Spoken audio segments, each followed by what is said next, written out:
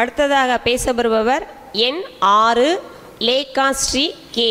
தந்தையும் தாயையும் குறைவில்லாதோடு குருவையும் அனைத்துமாயிருக்கும் ஆண்டவனையும் அன்பையும் அறிவையும் அவையோர் அத்தனை பேரையும் வணங்கி நல்ல கருத்தில் தமிழன்னை மடியில் மயங்கி எனது உரையை துவங்குகிறேன். விடிந்தால் கதிரன் வருவதும் மாலை வந்தால் சந்திரன் வருவதும் இயல்பு. அதே போல்தான் அனைவரின் வாழ்வில் வெற்றியும் தோல்வியும் இயல்புதான். எனவே நடுவர் அவர்களே, வெளிச்சத்தை தேடு வழிகள் உன்வசம் என்ற கருத்தில் இங்குள்ள அனைவரின் உள்ளத்தில் பதிவு செய்ய வந்துள்ளேன்.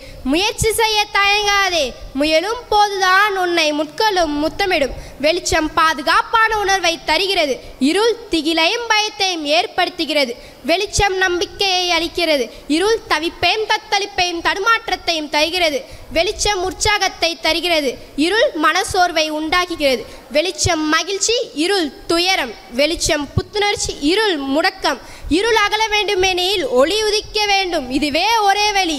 இருள் சூழ்ந்த சாலையில் தனியாக நடக்கின்றோம், அப்போது மனதில் பதற்றம் ஏற்படுகிறது.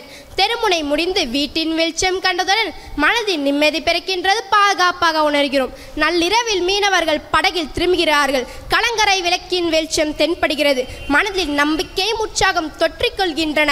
இரவில் மின்மினியும் கண் சிமிட்டும் நட்சத்திரங்களும் உற்சாகத்தையும் புத்துணர்வையும் தருகின்றது. நீல வானி உள்ளா வரும் நிலா கவிஞன் மனதில் கற்பனை சிறகை விரிக்க வைக்கின்றது. மலைகளுக்கு மேது அமைந்த நகரம் அழகாக காட்சியளிக்கின்றது. இது போன்ற சிறு சிறு வெளிச்சத்தினால் எவ்வளோ பயன்கள். உங்கள் வாழ்க்கை பாதையே வெளிச்சத்தை நோக்கிய பயணமாக இருந்தால் எதிர்காலம் எவ்வாறு இருக்கும் என்று சிந்தித்து பாருங்கள். எனது தோழர்களே, பயந்தால் பூமியும் நம் தலைக்கு மேல் தெரியும், முயன்றால் வானும் நம் காலுக்கு கீழ் தெரியும். அவமானங்கள் தான் நம்மை திசை மாற செய்கின்றன. அப்படி மாறுகின்ற திசை சரியாக அமைய வேண்டும். அது நம் வெளிச்சத்தை நோக்கிய பயணமாக இருக்க வேண்டும். அப்படியே அந்த அவமானத்தில் கூனை குறுகி நின்றுவிடக்கூடாது. தோல்வி சக்தி, வெற்றி சிவம், இந்த இரண்டும் ஒன்றாக பாவி வானமே நம் வசப்படும். தோல்விகளால் அடிப்பட்டால் உடனே எழுந்து நின்றுவிடு, இல்லை என்றால் இந்த உலகம் உன்னை புதைத்து விடும். நீ என்ன செய்தாலும் குற்றம் சொல்ல 4 பேர் இருப்பார்கள். அதை நினைத்து நீ நடந்து போக பாதையே இல்லை என்று வருந்தாதே. நீ நடந்தால் அதுவே ஒரு பாதைதான். எதை கண்டும் அச்சம் பட தேவையில்லை, உன் மனசாட்சியை தவிர. கனவு காணுங்கள், அதன் நிழல்களையும் நிஜமாக்கும் என்பார்கள்.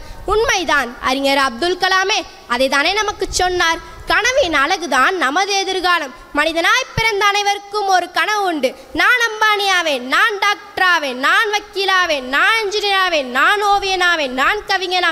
இப்படி எத்தனை கனவுகள். கடந்து போன காலங்கள் என்றுமே காலாவதியான மாத்திரை போலவே அது சிறிதும் உன் வாழ்க்கையின் வலிக்கு ஆறுதல் அளிப்பதில்லை. நான் மெதுவாக நடப்பவன் தான், ஆனால் நான் ஒருபோதும் பின்வாங்குவதில்லை என்பதை மட்டுமே உங்கள் மனதில் பதிய வைத்துக் கொள்ளுங்கள். முயற்சிகள் என்பது ஒன்றுமில்லை. நீ தினமும் இரவு என்னவாக ஆக வேண்டும் என்று கனவு காண்பாயே, அதை நிஜமாக்கினால் அதுதான். தளராத இதயம் உள்ளவர்க்கே உலகில் முடியாது என்று எதுவும் இல்லை.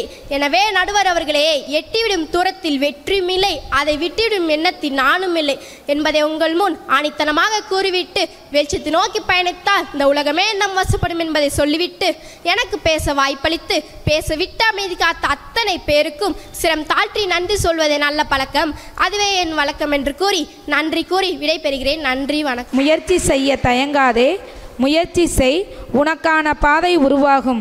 இருளை அகற்ற உன் வாழ்வில் ஒளியை ஏற்றிட முயற்சி செய், அதற்கான பயிற்சி செய் என்று தன் கருத்தினை ஆணித்தனமாக எடுத்துரைத்த லேகாஸ்ரீ அவர்களுக்கு நன்றி.